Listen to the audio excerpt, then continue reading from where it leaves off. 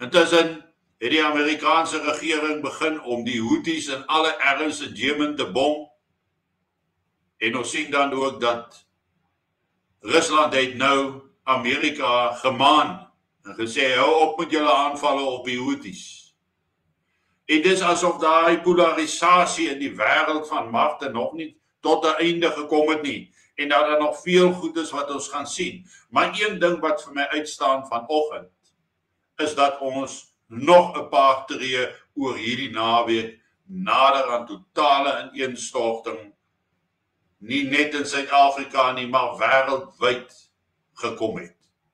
En dat dit alles uiteindelik sal lei tot 'n totale ineenstorting van orde, die bietjie wat daar is in Suid-Afrika, dat dit 'n einde sal beteken van alle moontlike finansiering.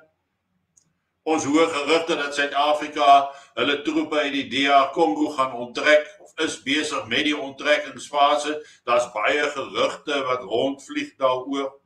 En die groot vraag bly, maar by my staan, bly al die toerusting, die miljarde rande se toerusting, bly dit daar agter?